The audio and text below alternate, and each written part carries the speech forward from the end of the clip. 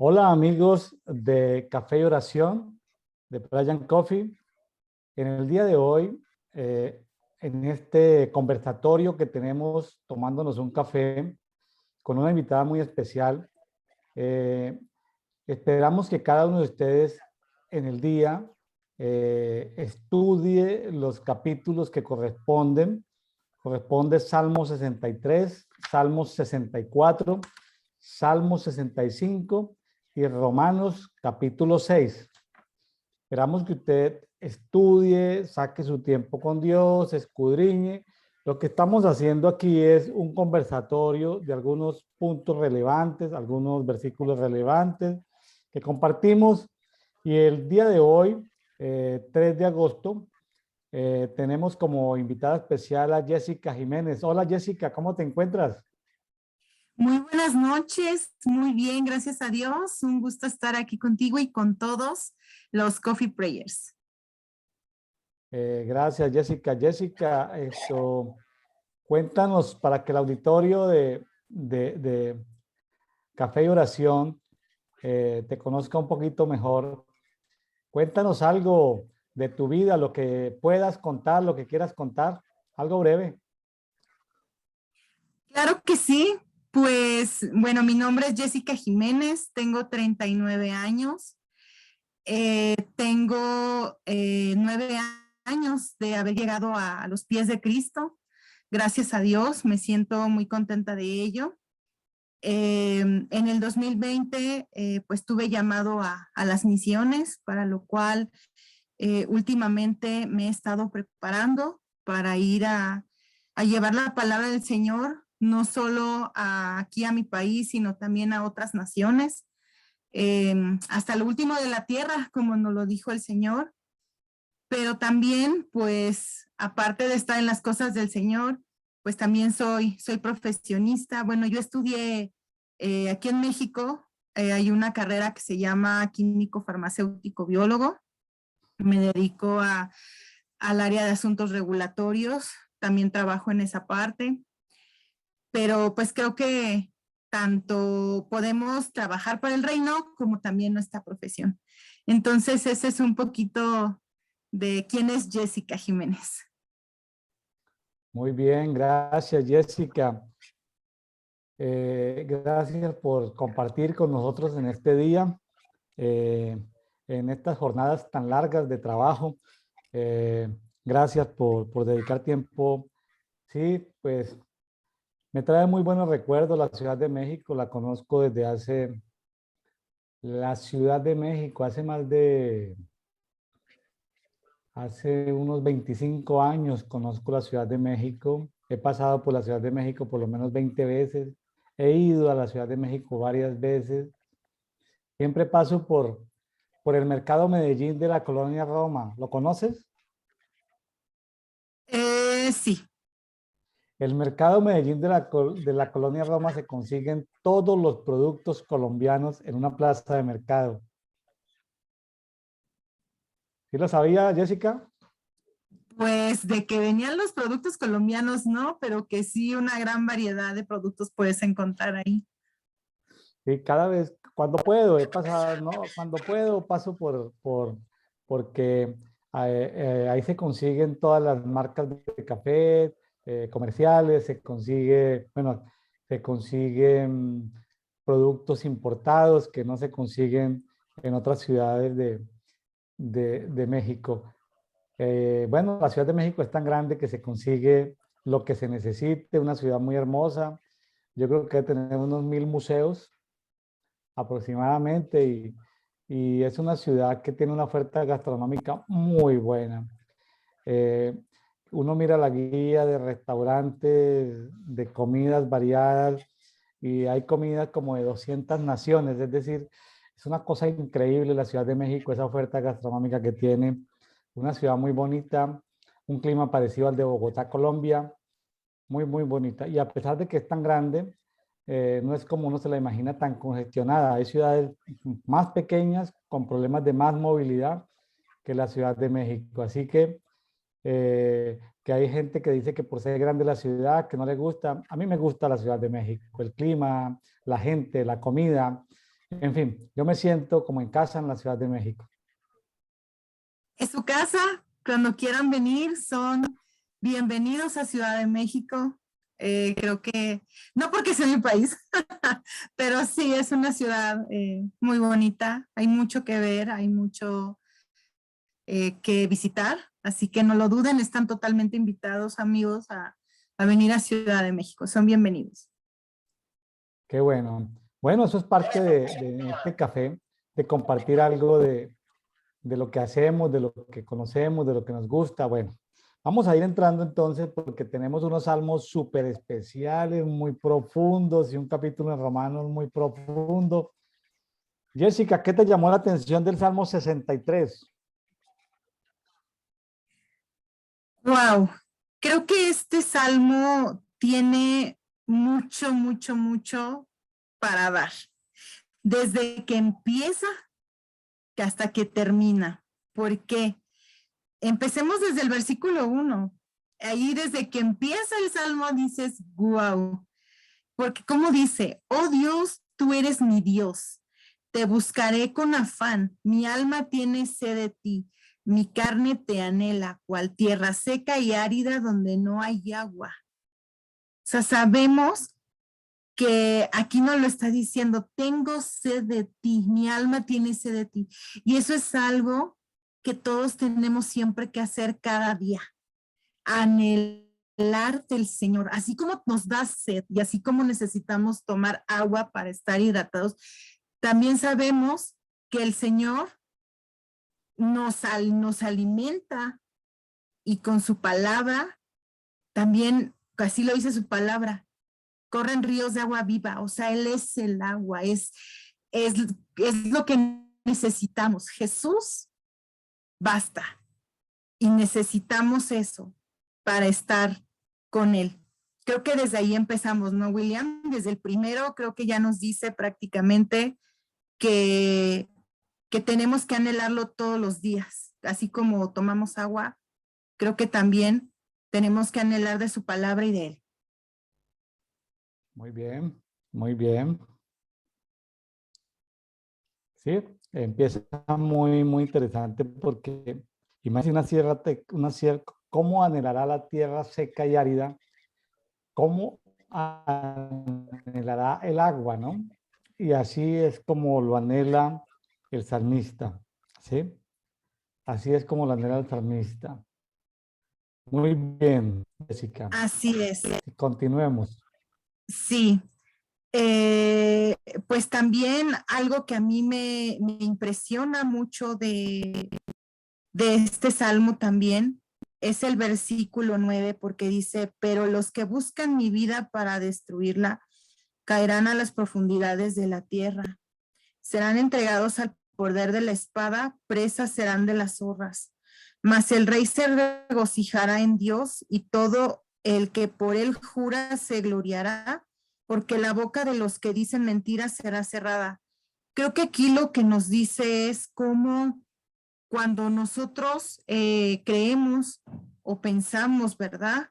Que mucha gente nos quiere hacer daño, que mucha gente quiere tal vez vernos mal o quiere hacernos un daño, vemos cómo siempre el Señor nos va a proteger, cómo Él siempre nos dice, yo te voy a proteger, yo voy a estar aquí, tú no tengas miedo porque yo siempre voy a protegerte. Creo que ahí el salmista lo está expresando de una manera muy interesante. O sea, yo sé que los que busquen mi vida, los que quieran hacerme daño, tú no vas a permitir que me hagan nada, porque tú me vas a cuidar y me vas a proteger ante todo. Entonces, creo que eso es algo que también vemos en este salmo, como la protección de Dios siempre está con nosotros, a pesar de lo que pase y de lo que venga, siempre va a estar ahí el Señor para protegernos.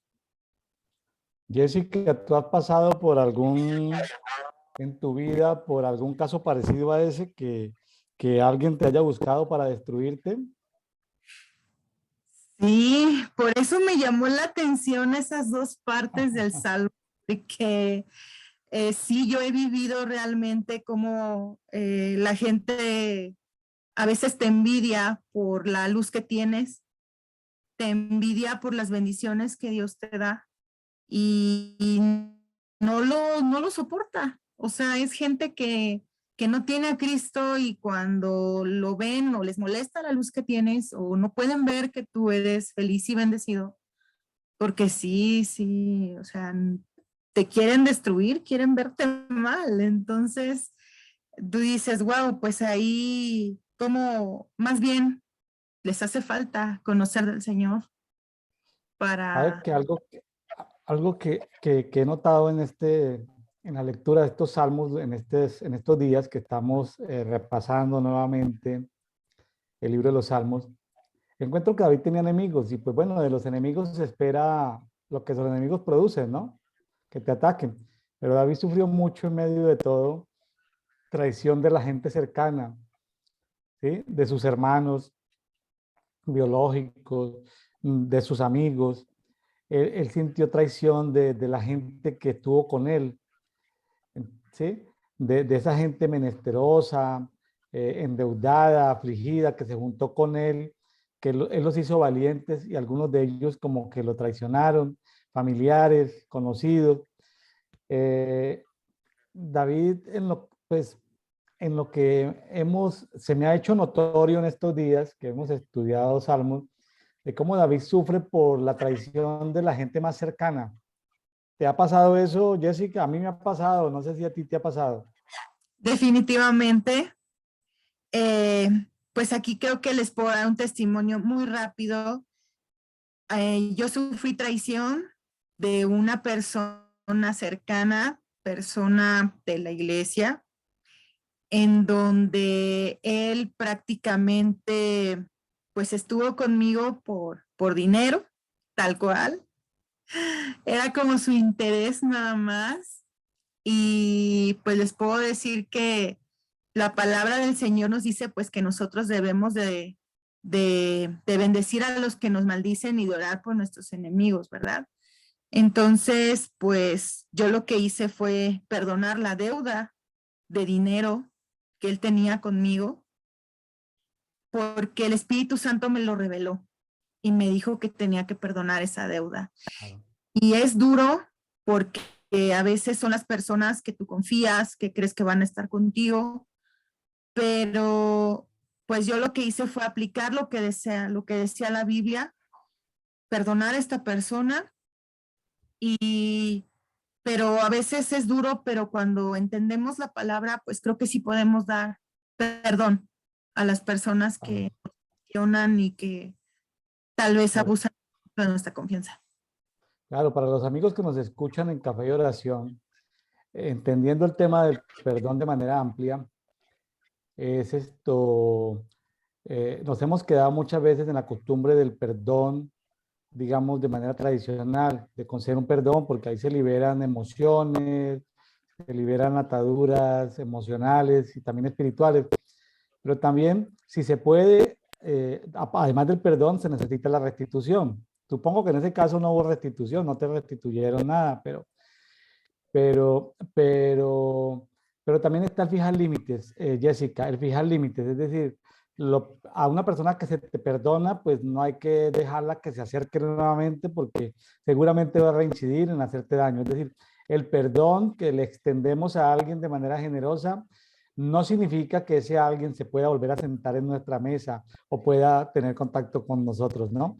Establecimiento de límites. Bueno, o sea, son tres cosas: el perdón, establecimiento de límites y restitución, que es el perdón en toda su connotación. Bueno, a mí me llamó la atención, mi estimada Jessica, el versículo 2 que dice en esta versión que tengo acá, que la Biblia textual dice: así te he buscado en el santuario para ver tu poder y tu gloria. Te he buscado en el santuario. Cuando él habla del santuario, a qué santuario se refería, Jessica?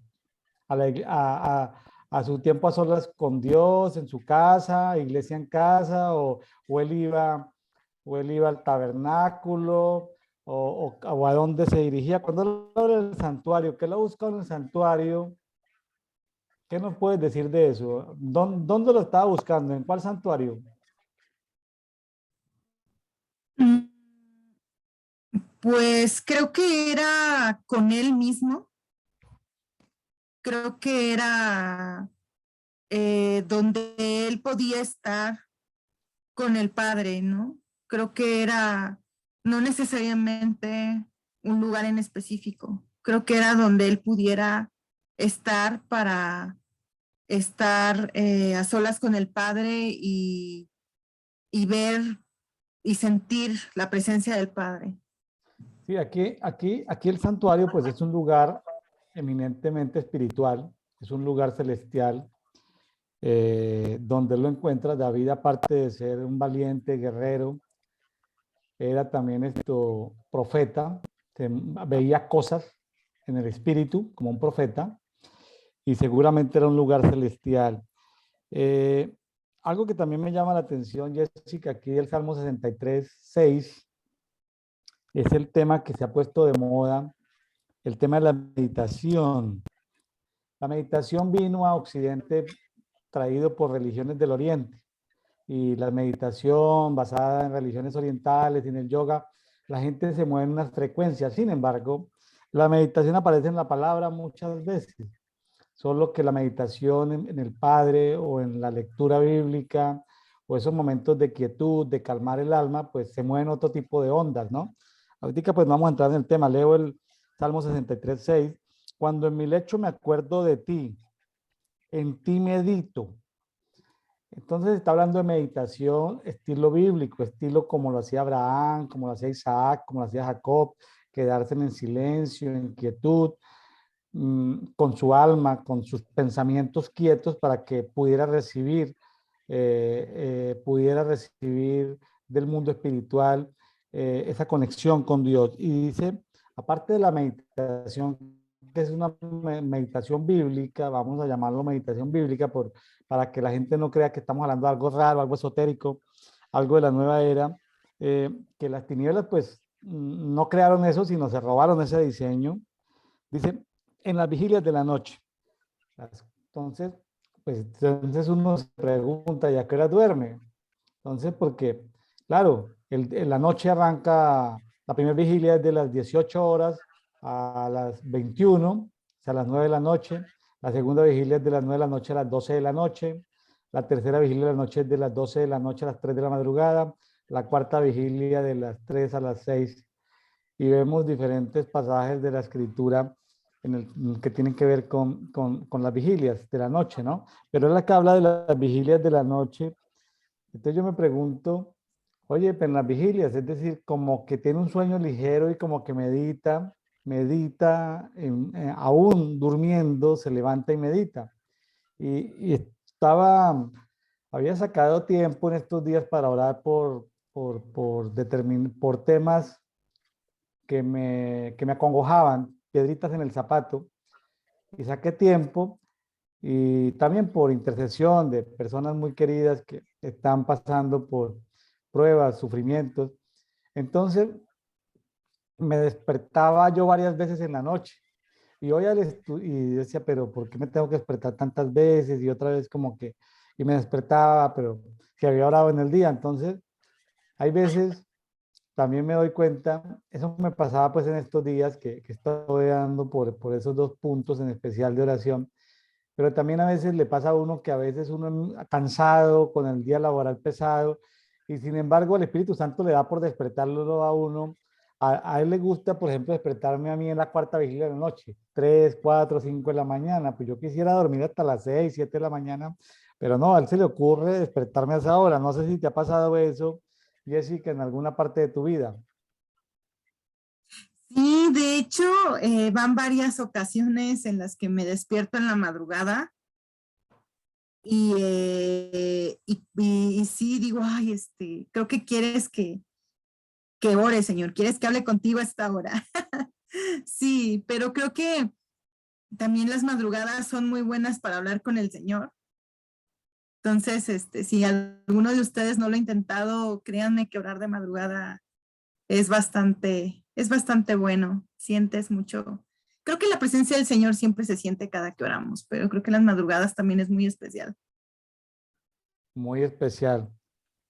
Y bueno, me hizo recordar una canción muy antigua, creo que de Marco Witt, aquí del 63.8, que dice: mi alma está pegada a ti y te sigue, tu diestra me sostiene con vigor, que dice: tu diestra me ha sostenido. ¿Sí te acuerdas de esa canción? Bueno, esa canción, tú llevas 9 años, según entiendo, en la vida cristiana. Claro que esta canción es de Marco Witt de por ahí hace 25 años, ¿sí? Mi alma está Sí, pegada a ti, porque tu diestra me ha sostenido. ¿Sí? ¿Sí te acuerdas o no? Una canción sí, de los años 90. sí, Claro, de sí. pronto ya en la última década seguramente no se escucha mucho, pero me acuerdo. A ver, lo tuvimos en un concierto en la ciudad de Monterrey y me acuerdo hace mucho esa canción. Que me quedé, y lo tuvimos en un concierto en la iglesia local allá donde yo asistía en la ciudad de Monterrey, en la iglesia que se llama el Castillo de Rey de la ciudad de Monterrey. Allá tuvimos en un concierto de Marco Witt, estoy hablando del año 96, 97, por ahí. Bueno, Jessica, ¿algo más del Salmo 63 o nos vamos con los 64? Vámonos con el 64. Bueno, adelante. ¿Qué te llamó la atención? Wow, pues es que creo que aquí estamos viendo cómo el salmista vuelve a decir lo mismo, ¿no? Creo que igual vuelve a decir que, porque igual lo vemos desde el primer versículo: escucha mi voz, oh Dios, en mi queja, guarda mi vida del terror del enemigo, escóndeme de los planes secretos de los malhechores, del asalto de los obradores de iniquidad, que afilan su lengua como espada y lanzan palabras amargas como saeta. Wow, aquí hay algo muy importante, ¿no? Como dice en el versículo 3, que afilan su lengua como espada y lanzan palabras amargas como saeta. Creo que también lo vemos en la palabra de Dios, como Santiago nos dice que la lengua puede ser un instrumento para alabar al Señor, para decir cosas buenas, pero también si no cuidamos la lengua, podemos decir cosas inapropiadas y cosas que no son. Entonces aquí es algo muy importante.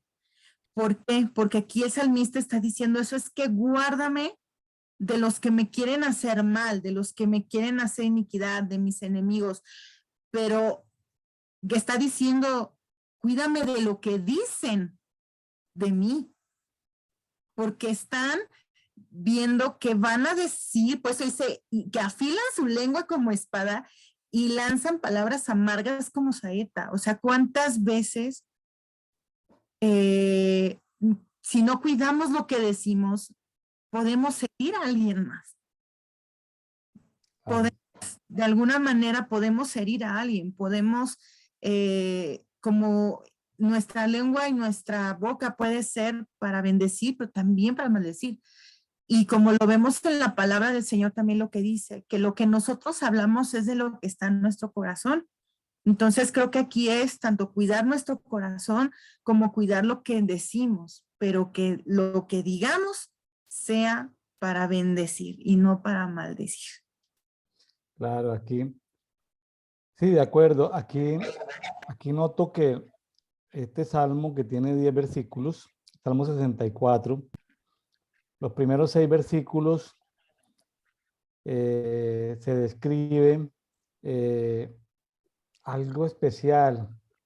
Los enemigos de David planean planes secretos. En algunas versiones, cuando dice ocúltame de la conjura de los perversos, está hablando de planes secretos, ¿sí? Eh, en el 5 habla de planean en secreto tender trampas. A ver, esas trampas o planes en lo secreto tiene que ver mucho, eso que se hace en lo secreto, por ejemplo, es un tipo de pecados que no salen a la luz. Por ejemplo, lo que es el soborno. Tú trabajas en certificación, ¿cierto? ¿Qué pasa si alguien en lo secreto cambia los registros para falsear un documento, y mediante un soborno, una coima. Eso es algo que se hace en lo secreto, ¿no? El soborno. Lo mismo que la prevaricación, cuando los políticos se ponen de acuerdo en lo secreto para robarse en un porcentaje de una obra pública, de un contrato, ¿sí? El político que otorga el contrato con el contratista o el proveedor, ¿sí? Entonces, hay cosas que suceden en secreto, prevaricación, soborno, pero aquí hay una planeación en lo secreto contra David, ¿sí? Hay una planeación en secreto. Eh, ¿Cómo se hace para detectar, cómo se hace para detectar que nuestros enemigos planean hacernos daño en secreto, Jessica? Por ejemplo, ¿tú cómo sabes en este momento que tus enemigos están planeando en secreto hacerte daño? Creo que yo lo que he visto es que lo podemos ver con las actitudes, con el comportamiento que tienen, pero creo que también el Espíritu Santo nos ayuda mucho a sentir ese tipo de cuestiones. Cuando hay algo mal, cuando hay algo que no está bien, lo sentimos. Como que es un sentir muy en el interior. No sé cómo explicarlo, pero a mí me ha sucedido que es algo muy en mí que me dice, algo no está aquí bien, algo está pasando. Ajá, pero creo que también es actitudes de las personas, pero también lo que sintamos en el corazón y nos revela el espíritu también de que hay algo que no está bien ahí. Sí, en las relaciones de trabajo, en las relaciones laborales le llamamos feeling, ¿no? Pero hay veces como que no hay feeling, como que hay un choque, ¿no? Tú Sí, llegas, tú llegas a un área, a una sección donde hay compañeros de trabajo, bueno, clientes, proveedores, y hay gente que es neutra, o sea, puede ser lo que sea, creer lo que sea, pero es neutra, pero cuando esa gente tiene algo, como que tú llegas y choca, ¿no? El ambiente se choca, ¿no? Y sí, si te tocan, o sea, como que lo que tal vez dijiste al principio, la luz que hay en ti choca con la oscuridad que hay en esa persona o en esa área o en esa empresa. Entonces, a veces, voy a decirlo con mucho cuidado y hay que saberlo entender para no sacarlo de contexto, a veces el ser luz en medio de las tinieblas trae sus problemas laborales. sí, definitivamente. Sí, sí, sí, o sea, es que sí, es como somos luz y brillamos, hay algo. Es como les digo, no sé qué pasa, pero sí es como un choque y tú lo sientes porque realmente sí se siente. Pero nosotros que estamos en el Señor, decimos, creo que hay que orar por ellos porque hay algo que necesitan y necesitan conocer de Cristo. Entonces, pues sabemos que el Señor está ahí, sabemos que por más que quieran afilar la lengua, que por más que quieran afectarnos, no lo van a hacer porque el Señor nos cuida y nos protege. Yo he trabajado, Jessica, en temas de detección de fraudes y para mí es muy fácil detectar el fraude en una empresa. O sea, yo llego y fácilmente lo vuelo, lo percibo, dónde está.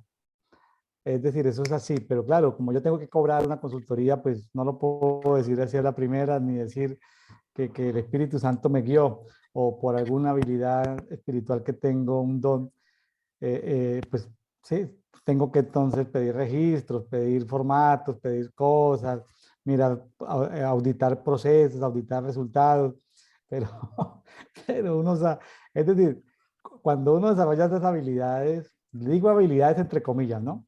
Los que, los que más esto han caminado con el Señor sabe que estoy hablando de dones, ¿sí? O ministerios.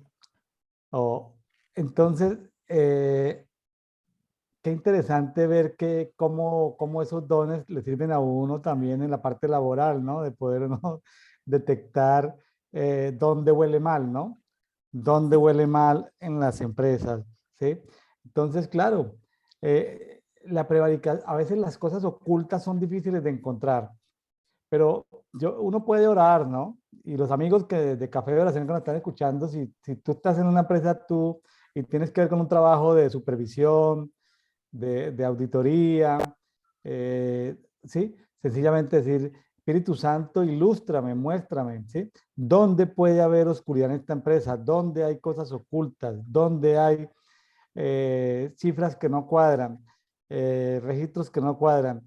Y vas a encontrar, o sea, no te vas a demorar mucho, ¿sí? En encontrar, claro, si ese es tu trabajo, ¿sí? O si eres dueño de empresa, pues mucho más, tienes que cuidar tus intereses. Bueno, y también en relaciones de pareja, de noviazgo, los que están en noviazgo, pues activen esos dones para preguntarle al Espíritu Santo qué hay detrás de esa persona, ¿no?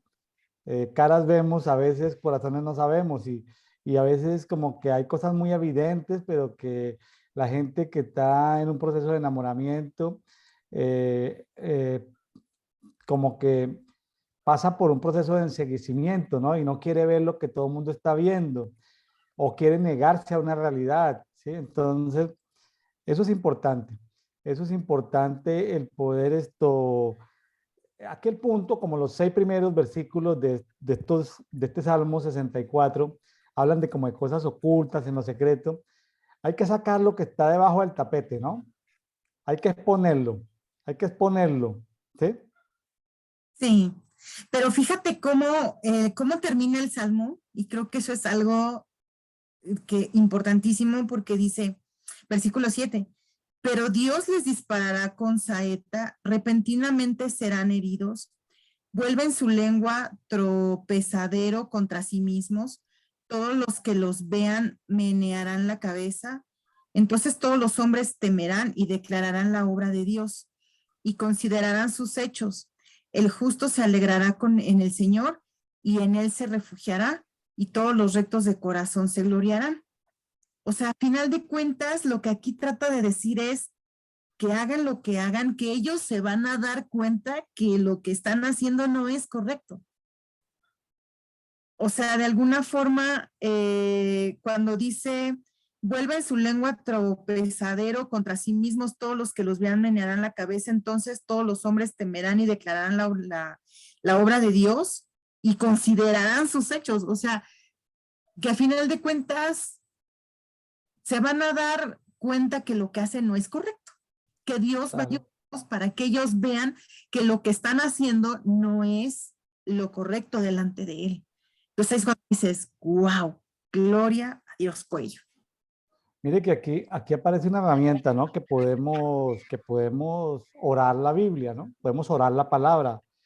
Eh, mm, Podemos orar la palabra y decir, Señor, dispara tus saetas, ¿sí? Cuando hay cosas ocultas, dispara tus saetas. Fíjese que, que, que, que es una herramienta que tenemos para orar, que dispara saetas para lo que está oculto.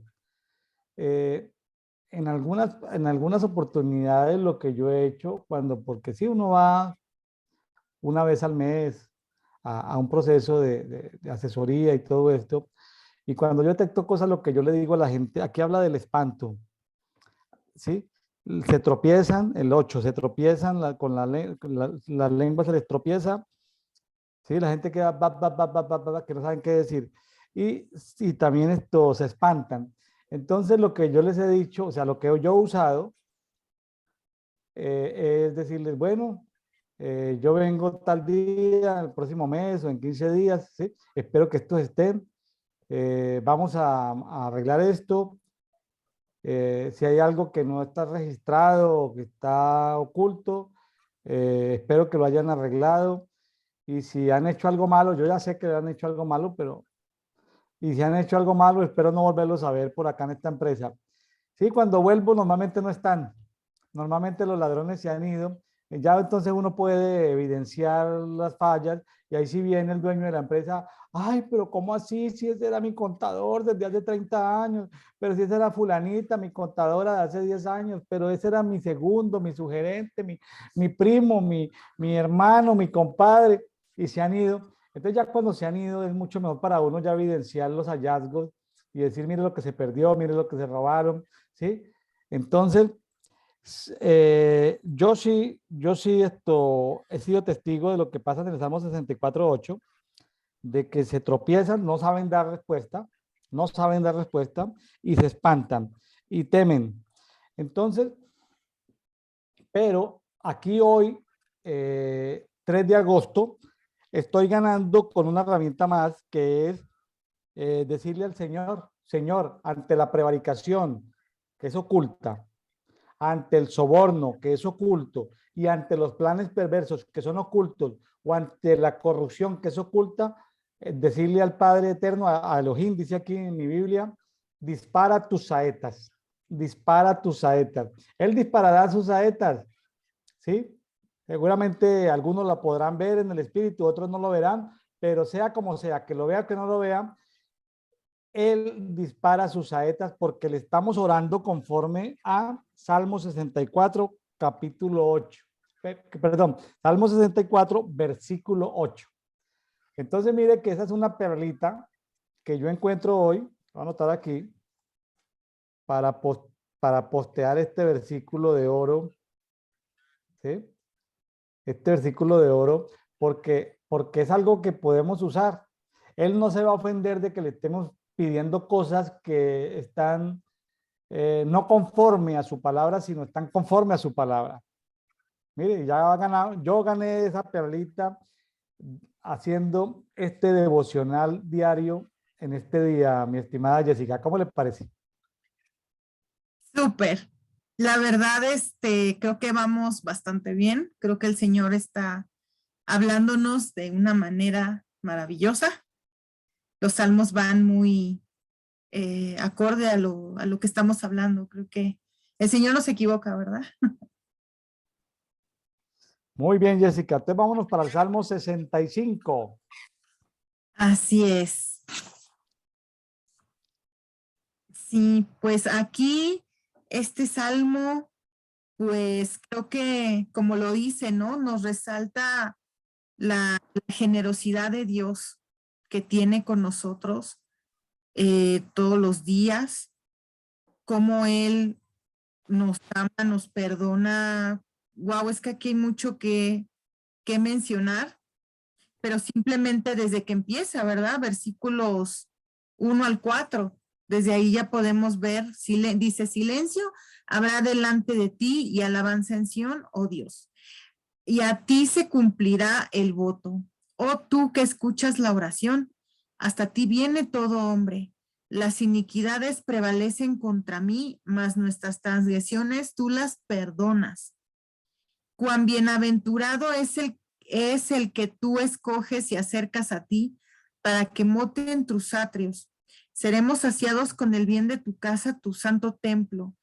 Pues aquí lo que me llama la atención es cómo el Señor nos perdona, ¿verdad? Cómo vemos cómo Él siempre, eh, aunque nosotros fallemos por alguna ocasión, Él siempre está ahí para perdonarnos. Él siempre está para escucharnos. Creo que si en alguna ocasión tú has pensado que el Señor no te escucha, que horas y horas y no te responde, pero créeme que sí te escucha. Cada que tú oras, cada que tú pides algo, cada que estás delante de Él, Él te escucha y te va a responder en el tiempo que es. Pero también cada que nosotros vayamos y oremos y estemos delante de Él, siempre pidámosle antes que todo, pues perdón si hemos fallado en algo, porque pues creo que Él siempre va a estar con los brazos abiertos para recibirnos. Sí, este salmo tiene unas perlitas ahí medio escondidas. Dice en el Salmo 65:2, oh tú que escuchas la oración, a ti vendrá toda carne.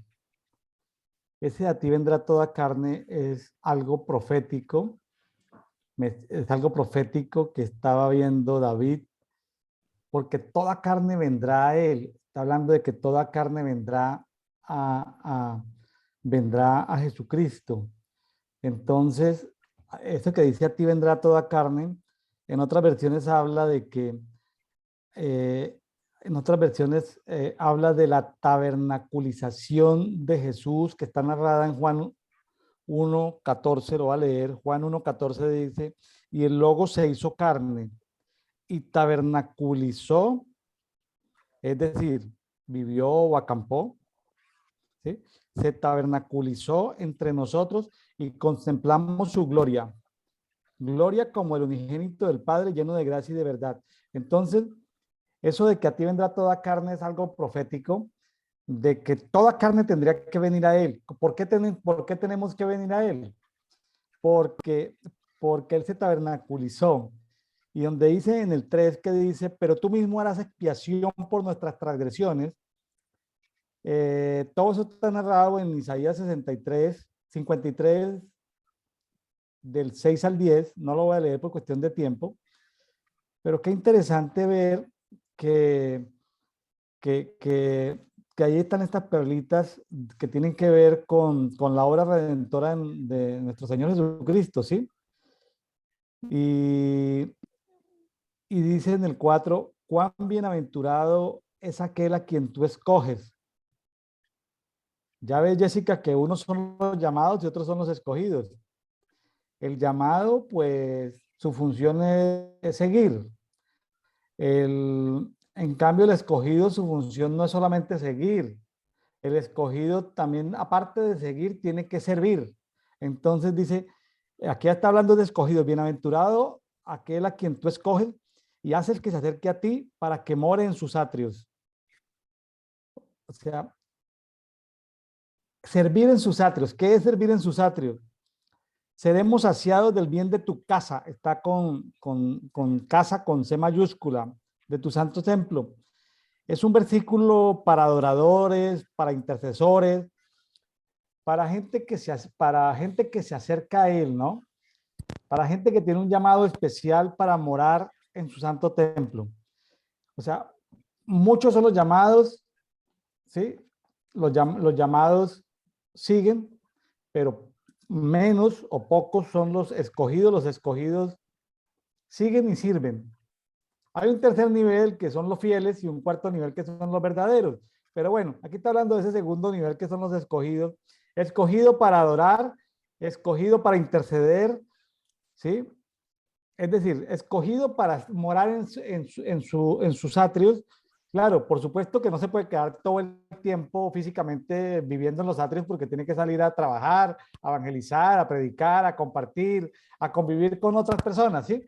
Pero tiene que ver con ese tiempo de intimidad. Entonces, qué bueno que los amigos que están aquí en Café y Oración, que han sentido un llamado, diga, Señor, pues que no sea solamente un llamado, sino que también sea escogido, ¿no? Porque que no sea solamente un seguidor, sino que también sea un servidor, o sea, que podamos servir en sus atrios con adoración, con intercesión. ¿Cómo le parece este llamado esta bienaventuranza, o sea, esta felicidad de los escogidos, Jessica?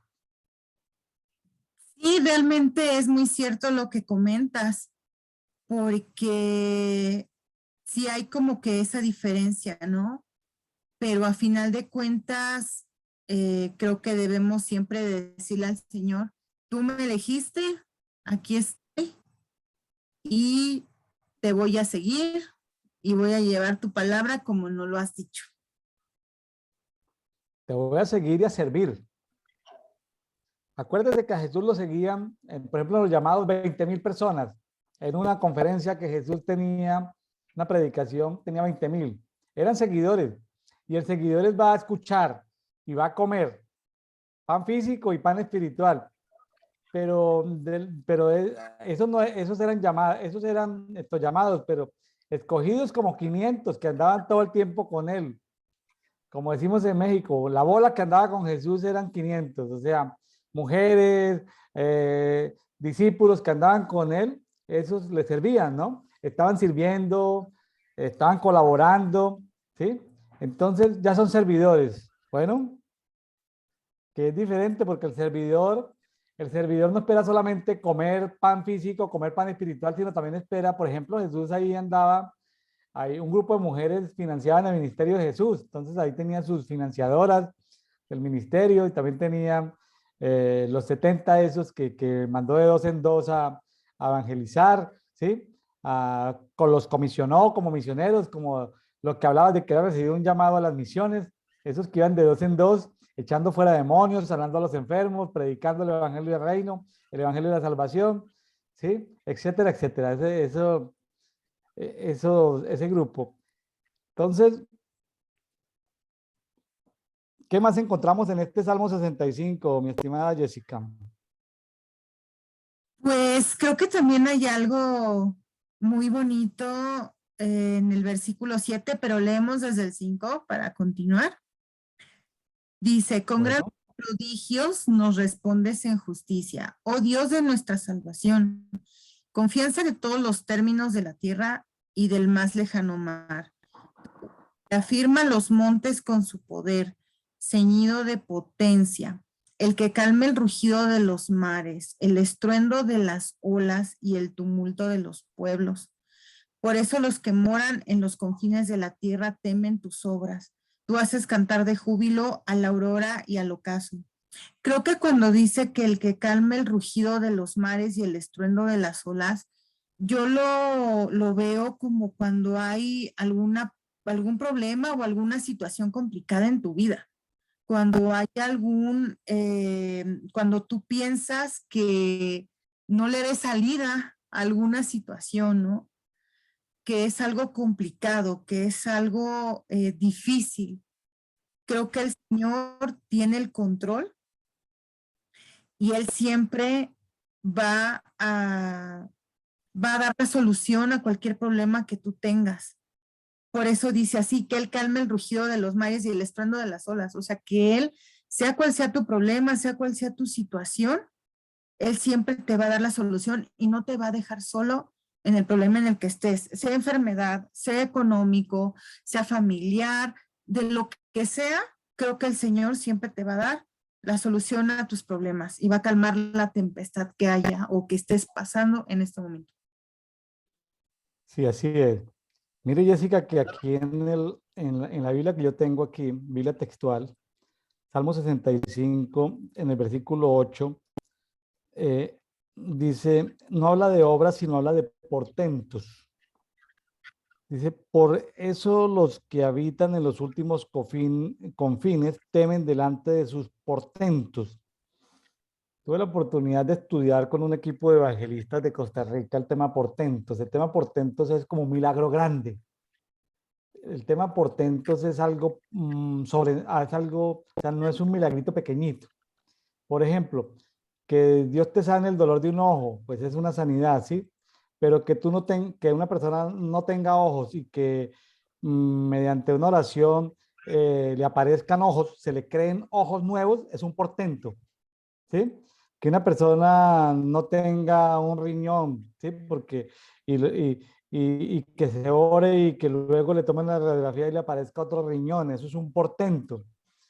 Entonces, se hablaba pues de que en el evangelismo eh, hay circunstancias donde la manera de poder eh, llegar, por ejemplo, en una población, tú llegas a una población en Guatemala, a donde vas, y tú vas a evangelizar, y tú puedes evangelizar de puerta en puerta, bueno, de acuerdo al equipo que vayas, de acuerdo al nivel de revelación que tengan, a los recursos, o pueden hacer asuntos en los parques, pero si tú vas y te presentas con el brujo del pueblo, con el chamán del pueblo, y haces un portento, ese chamán del pueblo se encarga de que todo el pueblo llegue a los pies del Señor. ¿Me hago entender? El chamán del pueblo tiene que ver un portento. Es decir, un portento es que si le hace falta una pierna, tú ores por el chamán del pueblo y le salga la pierna, ¿sí? O se le esté muriendo un nieto y tú ores y sane el nieto. Es decir, en los países musulmanes, el jefe de la aldea no se convierte con filosofando. O en la China, que persigue a los cristianos en este momento, el encargado de perseguir a los cristianos no se convierte filosofando ni explicándoles que están llevando comidita a los pobres. No, no, no, no, no. Ahí es con un portento. O sea, si tú estás en un país, evangelizando en un país musulmán, en un país como la China o como Corea del Norte, no puedes ir dialogando ni llevando mercaditos, tiene que ser con portentos. Y aquí en estos países donde hay chamanes y brujos, tiene que ser con portentos. Y entonces llamo la atención del portento porque el portento es algo que nos ayuda como se dice en el argot de de sacarla fuera del estadio, ¿no? Como hablan los beisboleros. Es decir, el portento es algo poderoso. Entonces, a los amigos que están en estas tareas evangelísticas, de ministros de la reconciliación, de llevar la palabra a las comunidades, pues sí, está bien. A la gente hay que llevarle ropa, hay que llevarle comida, hay que darle un abrazo, hay que llevar de pronto una jornada de peluquería o de nutrición o de odontología, en fin, todo sirve. O en talleres de costura y confección, talleres de culinaria para las mujeres, artes manuales, todo sirve. Pero cuando tú te enfrentas a un país musulmán, a un país autocrático o con fuertes chamanes, tiene que ser con portentos, Erika. Jessica, perdón. Sí, sí, definitivamente de acuerdo con lo que dices. Creo que los, los milagros que ellos vean va a ser importante para que se den cuenta que es un Dios real. Y ahora sí que para mí la palabra portento es nueva, no la conocía. Muchas gracias, William. Y creo que muchos de los que nos están viendo tal vez tampoco la conocían, pero qué aportación tan grande nos has hecho, porque ya es, como nos comentas, algo más arriba. O sea, ya es un milagro ya más grande. Que Cristo lo puede hacer, sí, pero ya sí es de plano, ve lo que hace el Señor, ¿no? Yo por ahí conté, yo tengo experiencia de un portento, una vez que me tocó en un pueblo en Colombia, una ciudad, no, en un pueblo, no, una ciudad mediana, Yopal, Casanare, Colombia. En una campaña que me invitó un pastor, me invitó, una iglesia grande, fuimos desde Medellín con otro pastor que me invitó y llegó la noche de sanidades y milagros y él era el encargado de ministrar sanidades y milagros, pero finalmente él dijo, bueno, aquí el pastor William va a orar, ¿sí? Y yo pues no tenía ese ejercicio y lo primero en la fila era una niña que le faltaba un brazo. Entonces, yo no sabía ni cómo empezar porque pues, es decir, una niña en un brazo no es que se le calme el dolor, ¿sí? Entonces, tenía yo que empezar con la primera de la fila y era una niña que le faltaba un brazo, una niña como de 9 años, 10 años.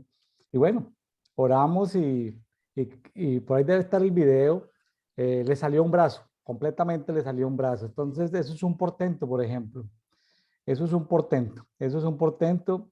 Su papá el otro día me fue a buscar con su esposa.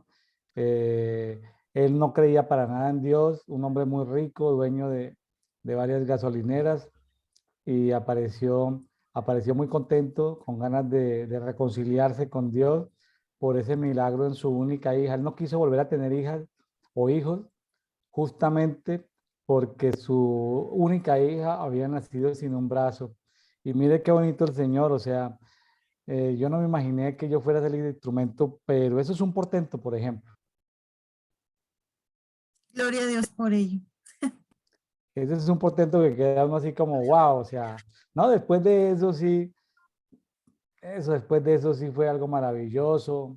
Ya los cojos, ya un nivel de fe donde ya los cojos caminaron, los ciegos vieron, los mudos hablaron, o sea, ya eso fue facilito, eso fue comillas, pan comido, ¿sí? Interesante aquí también en el 8 habla en esta versión, dice, tú haces alegrar las puertas de la aurora. Tú tienes, como dice ahí, el 65.8, la segunda parte, aquí dice, tú haces alegrar las puertas de la aurora. Aquí dice, tú haces cantar de júbilo a la aurora y al ocaso. Tú haces cantar de júbilo. Sí, tú haces cantar de júbilo a la aurora y al ocaso.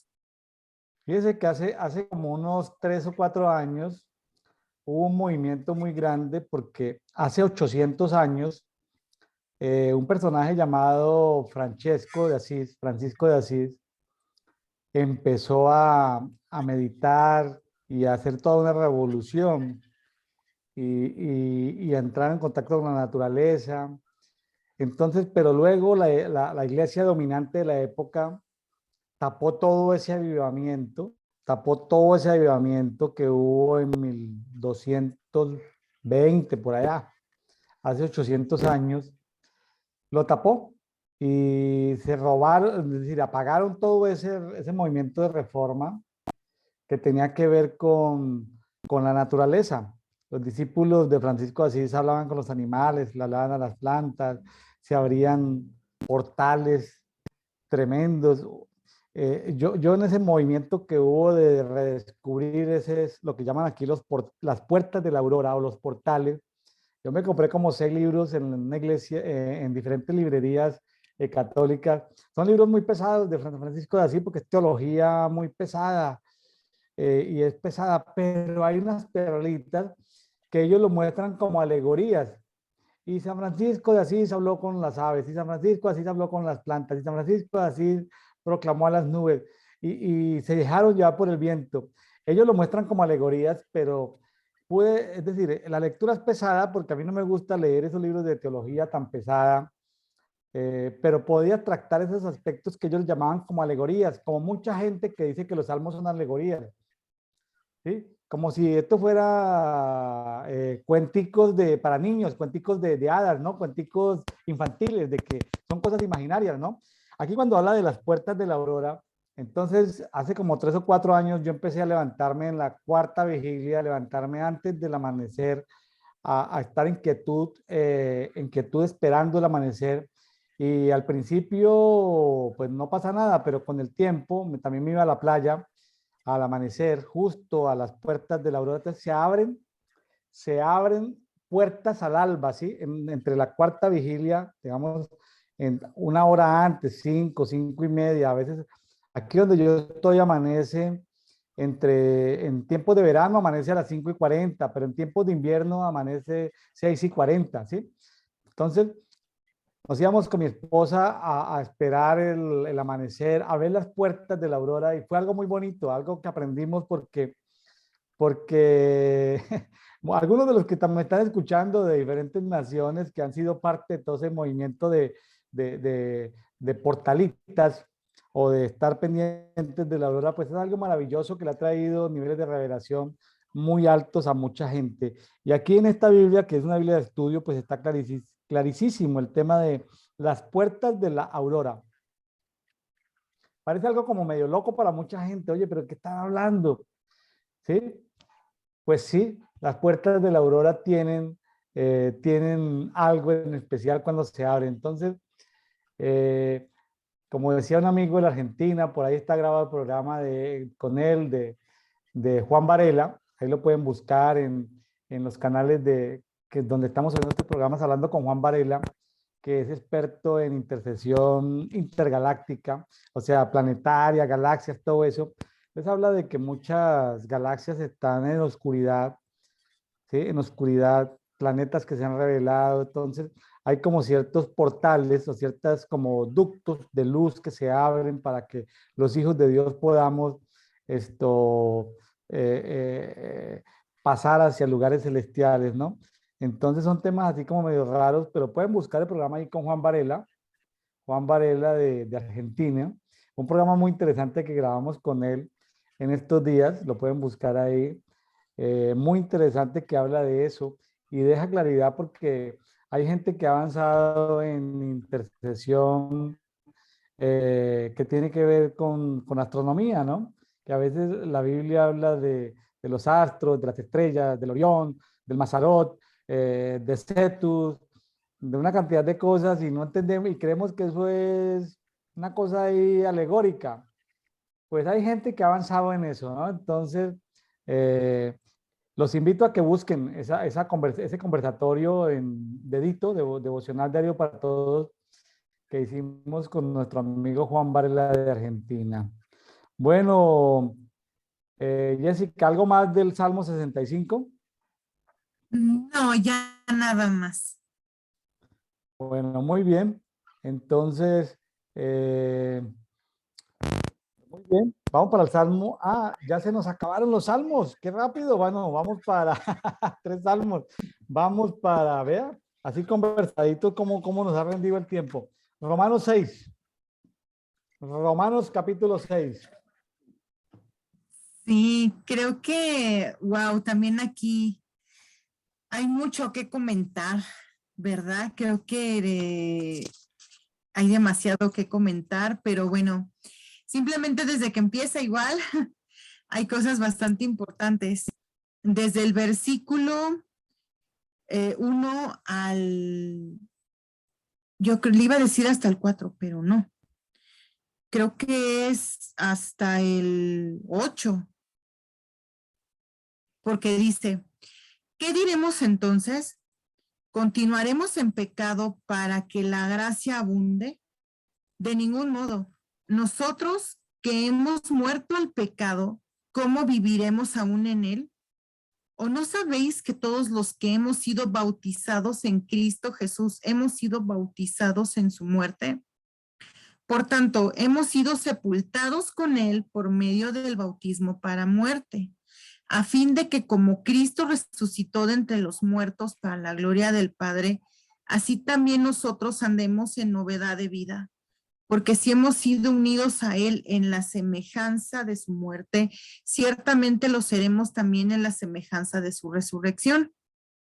Sabiendo esto, que nuestro viejo hombre, ahí como dices tú, William, una perlita, nuestro viejo hombre fue crucificado con Él para que nuestro cuerpo de pecado fuera destruido, a fin de que ya no seamos esclavos del pecado, porque el que ha muerto ha sido libertado del pecado.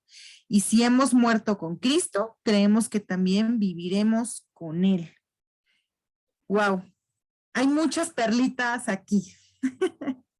Creo que vamos a empezar cuando nos dice de que si nosotros ya hemos sido bautizados en Cristo Jesús, hemos sido bautizados en su muerte. Porque recordemos para qué es el bautismo. Es para el perdón de pecados.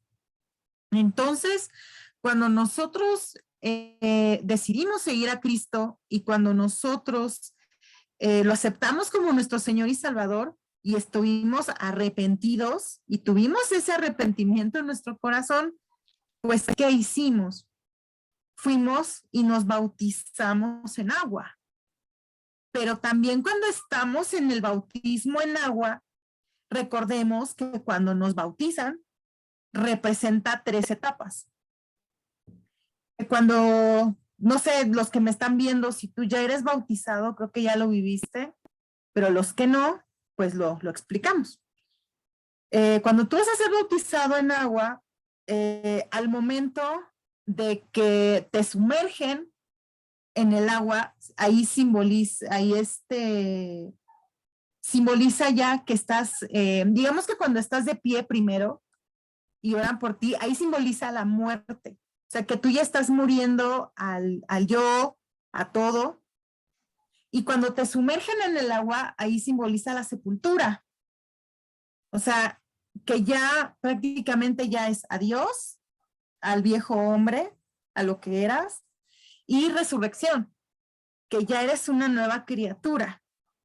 Entonces creo que aquí dice algo muy importante, que nuestro viejo hombre fue crucificado con él.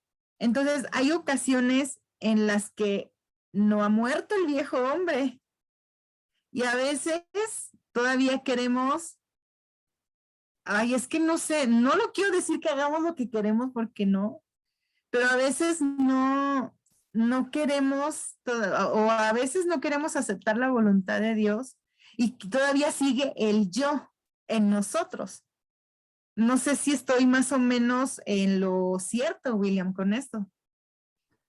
Este capítulo 6 de Romanos, como todo el libro de Romanos, es muy profundo. Cada verso casi que hay que, casi, por ejemplo, en el caso mío, lo estoy leyendo en Biblia Textual 4, pero lo tuve que leer en otras versiones para poderlo digerir mejor.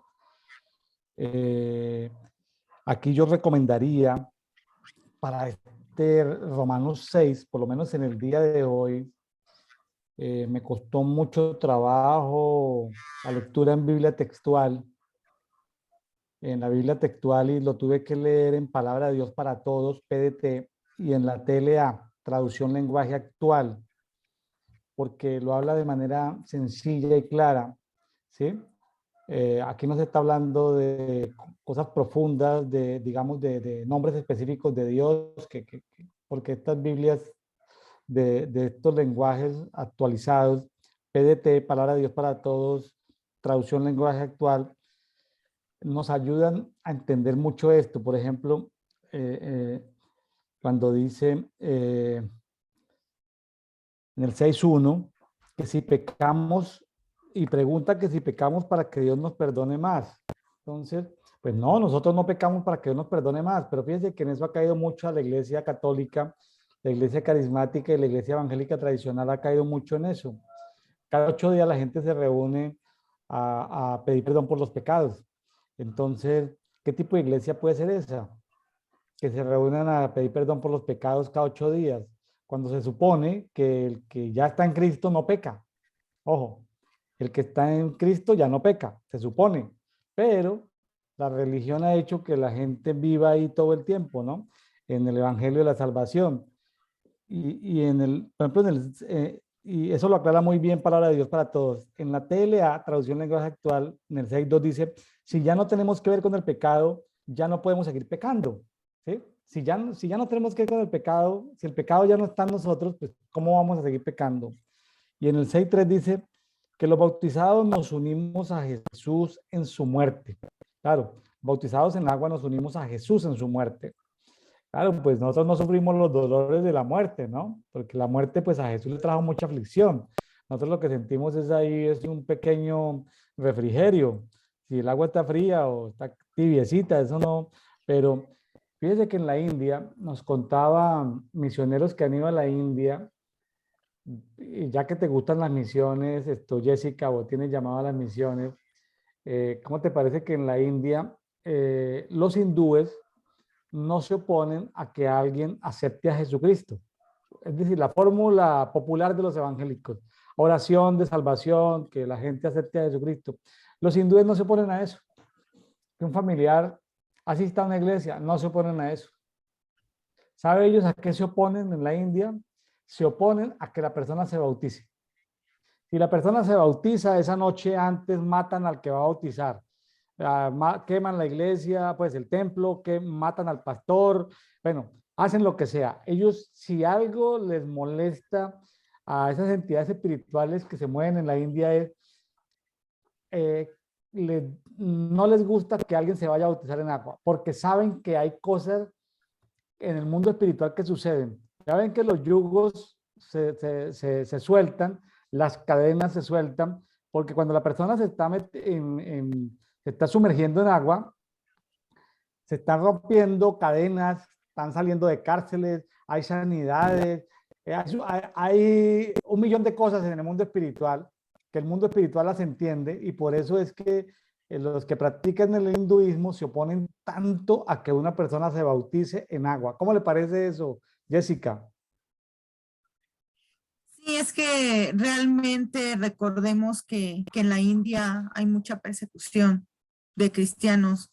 Realmente allá hay mucha idolatría. Ellos se basan mucho en dioses, ellos se basan mucho en astrología.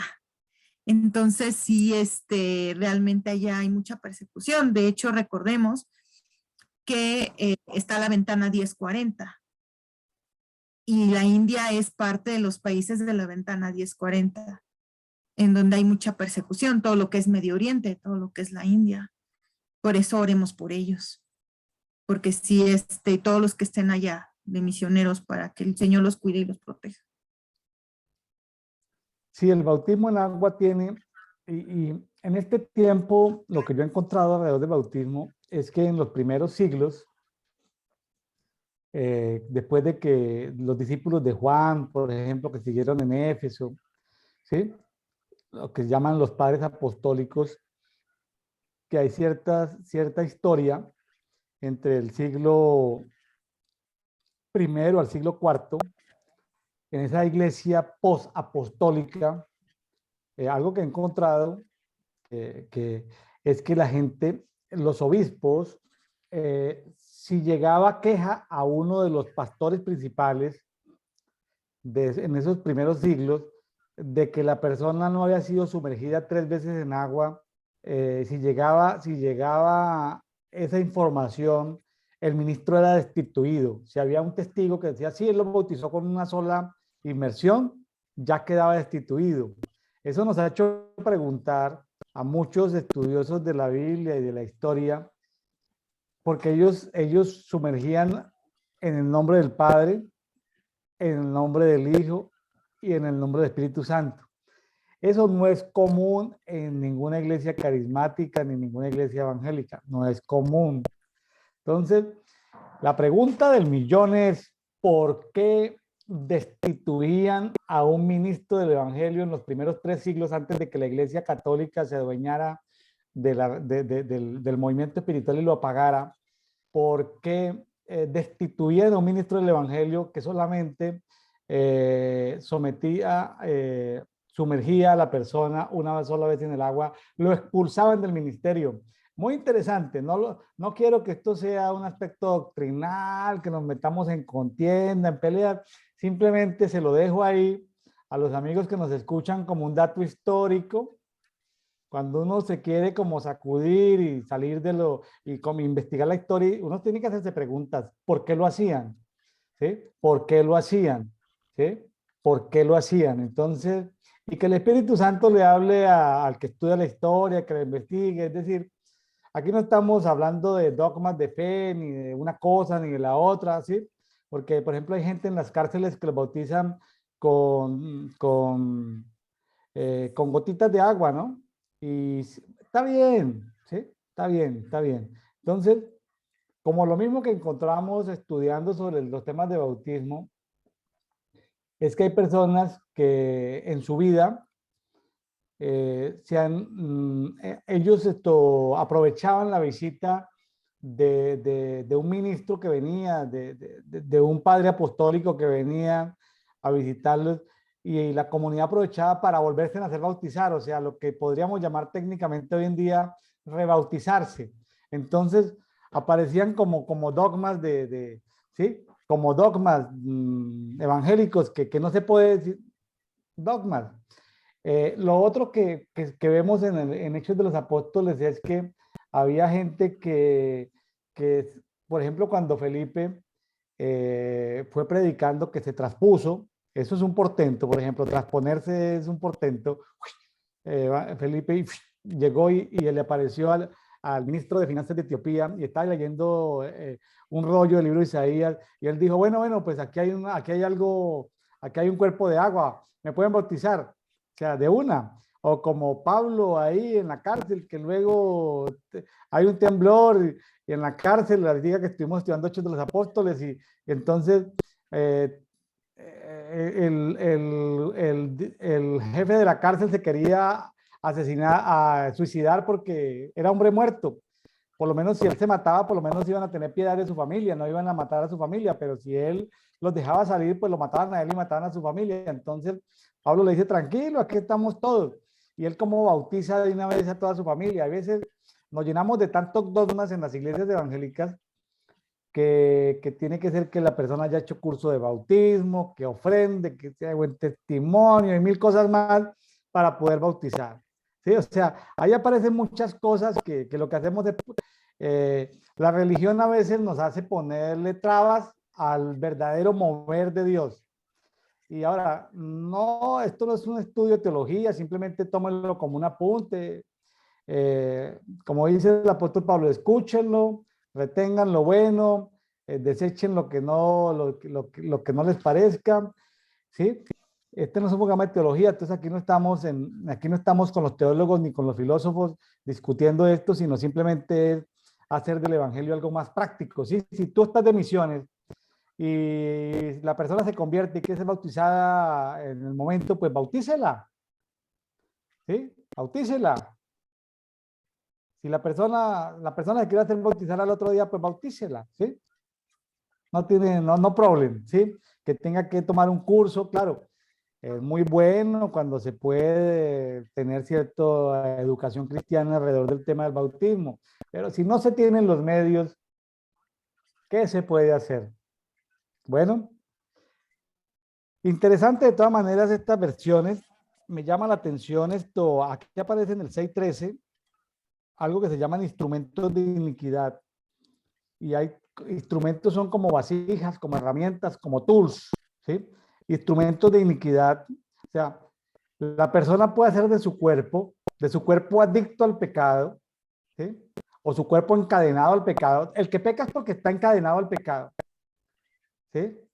El que peca debería cuestionar su salvación porque si vuelve y peca es porque está encadenado, ¿sí? Entonces, si presta partes de su cuerpo como instrumentos de iniquidad, y ahí habla también de presentar nuestros miembros a Dios como instrumentos de justicia. O sea, aquí es una decisión clara.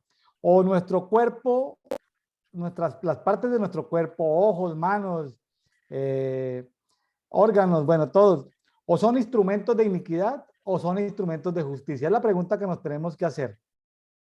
Qué tremendo, ¿no? No hay dónde perdernos.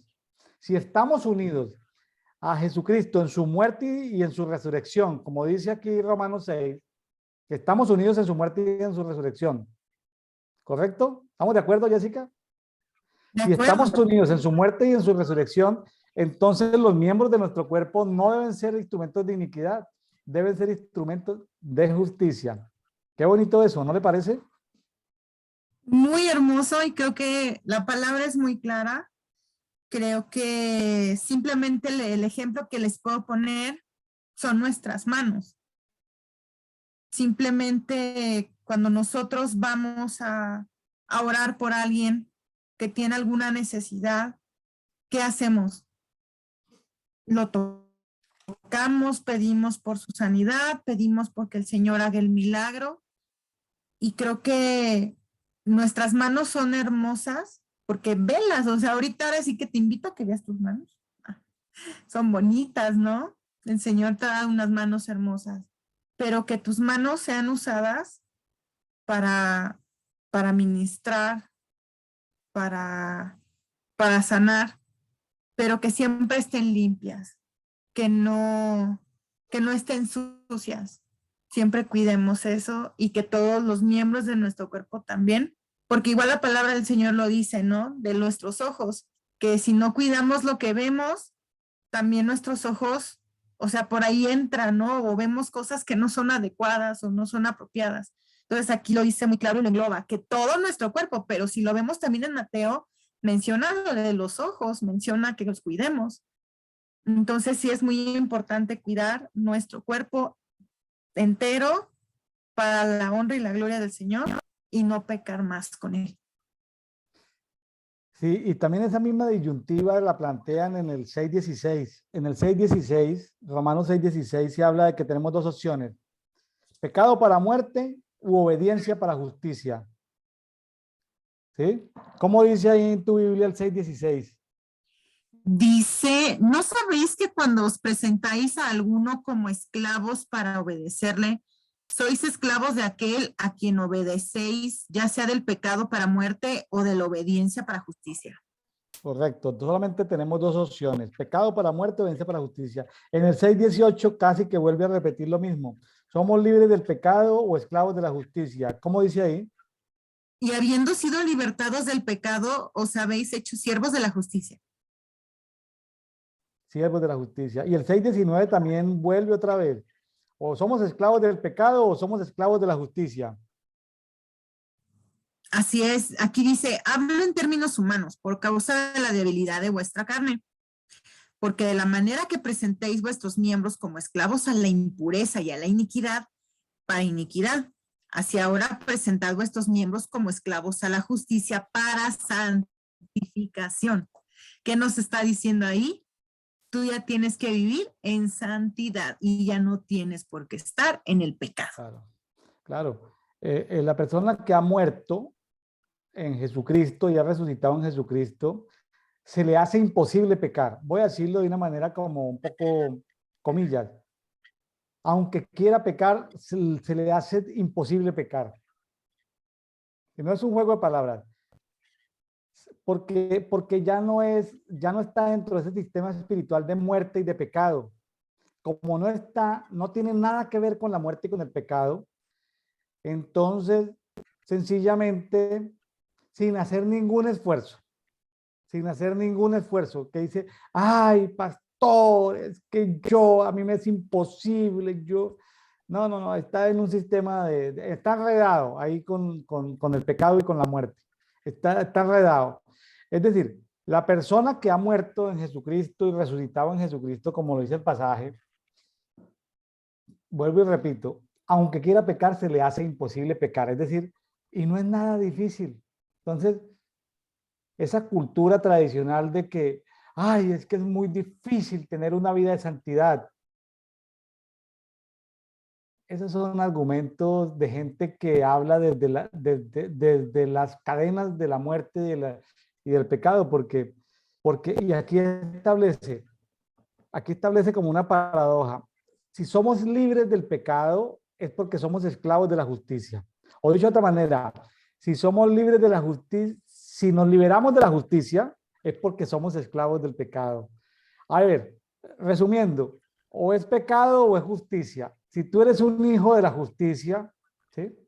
De la justicia, que como uno de los nombres de Melquisedec, rey de justicia, rey de paz, de justicia, si realmente, si somos hijos de la justicia, si somos justificados, declarados justos, no por nuestras obras, sino declarados justos por la fe, como dicen los anteriores capítulos de Romanos, llegamos a ser justos o a ser reconocidos o a ser justificados, o a ser reconocidos justos, no es por nuestras obras, es por la fe en Jesucristo. Por la fe en Jesucristo se nos considera como justicia, somos justificados.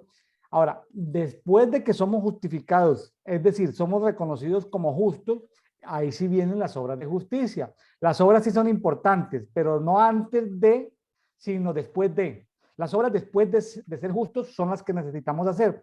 No hacer obras para que nos reconozcan como justos, que es lo que hace la filantropía, ¿no? O lo que hacen los donativos o en la religión, en la religión se entregan cosas a cambio de algo, o se hacen obras a cambio de algo, no. No, aquí es después de que se es justificado, después de que se es santificado, justificado, de que se considera justo, ahí sí toca practicar obras de justicia. Qué interesante esto, este Romanos es complejo al principio. Para mí ha sido muy interesante leerlo en varias versiones. Recomiendo TLA, PDT, Traducción Lenguaje Actual y Palabra de Dios para Todos, y despiezarlo versículo por versículo. Y después de despiezarlo versículo por versículo, se da uno cuenta que el mensaje termina siendo un mensaje muy sencillo, muy claro, y también pidiéndole al Espíritu Santo que nos ayude a entender estas profundidades de este evangelio, super evangelio que le está, es que esto es del super evangelio que está compartiendo el apóstol Pablo en esta carta a los romanos. Mi estimada Jessica, pues algo más para ir cerrando. Sí, pues realmente creo que ahorita ya lo comentaste un poquito, pero lo recalco. Aquí pues nos está diciendo muy claro que para quién vivimos, que si ya estamos viviendo en Cristo, que ya no tenemos que vivir en el pecado, que tenemos que vivir fuera de Él y en santidad, como el Señor nos llama. Entonces, tú comentabas algo muy importante, William, decías, es que ya cuando estamos en el Señor, ya no, o sea, hay algo en nosotros que nos dice, ya no puedes estar en el pecado, pero ese algo es el Espíritu Santo que ya está en ti. Es la unción que ya está en ti y que ya te dice, ¿sabes qué? No puedes hacerlo, ya no puedes pecar y por eso a veces en tu corazón sientes eso, ¿no? Y dices, no, es que yo hacía esto, no, ya no, porque es el Espíritu Santo el que te está hablando y el que te está diciendo que ya no lo hagas, porque ya Cristo mora en ti. Entonces ahí es cuando el mora en nosotros, el Espíritu Santo nos habla y ahí es cuando empezamos realmente a vivir esa vida en santidad, porque ya estamos caminando con Él. Está recordando al apóstol del amor, al apóstol Juan, por allá en las cartas de primera, segunda y tercera de Juan, que es el apóstol del amor, y a veces entendemos que eso es como un juego. Decía, si no amas a tu prójimo, así, sin anestesia, dice, soy del diablo. O sea, y uno dice, uy, pero de qué, o sea, pero es que me cae mal, es que es una mala persona. No, no, si no lo amas, vuestro padre es el diablo. O sea, queda uno así como plop. Y sí, como que en otro nivel, ¿no? A veces las cosas en Dios se toman demasiado a la ligera. La importancia del devocional diario para todos, lo comparto. Yo nací en un hogar cristiano, ¿sí? Mi mamá por su tradición, porque tenía que moverse por diferentes ciudades para educar 10 hijos diferentes en un país megacatólico. Cuando yo nací habían 20.000 evangélicos en Colombia, ahorita se dice que hay 15 millones, ¿sí? Eh, en ese entonces, pues era muy difícil porque quemaban los templos, apedreaban, mataban a los... La historia del cristianismo en Colombia es historia de muertes y de muertes y muertes. Todas las denominaciones tradicionales pusieron muertos y muertos y muertos, patrocinados por la Iglesia Católica de la época.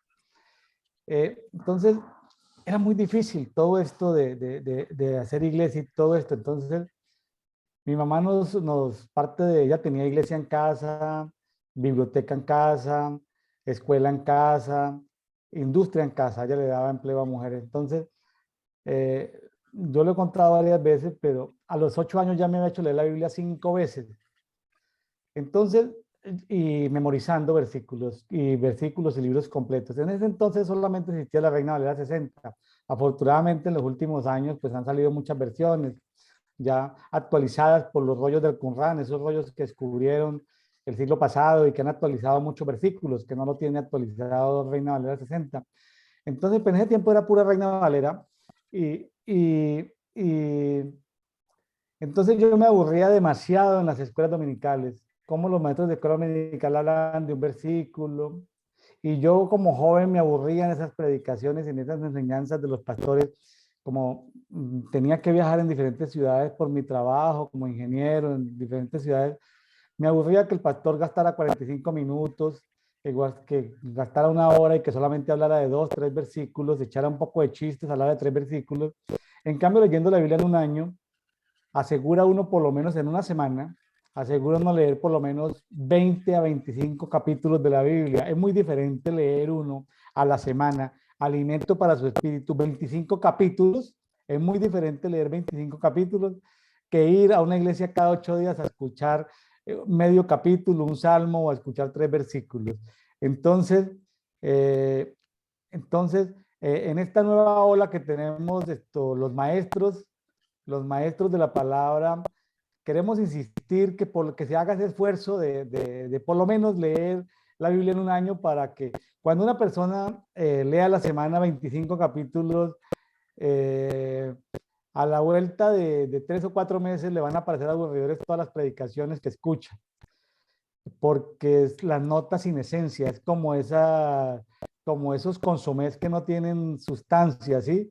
Entonces, es decir, ya tú quieres algo mejor. Entonces, y eso te hace como tener más vitaminas para evitar vientos de doctrina diferentes, ¿no?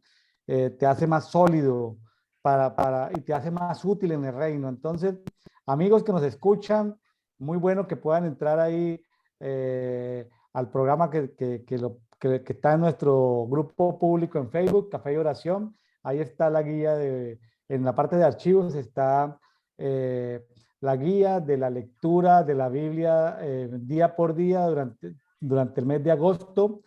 Esa guía está sacada de la guía de la Biblia de las Américas. Léalo en la Biblia de las Américas, Biblia textual, Biblia traducción lenguaje actual. Léalo en la versión que quiera, Palabra de Dios para todos.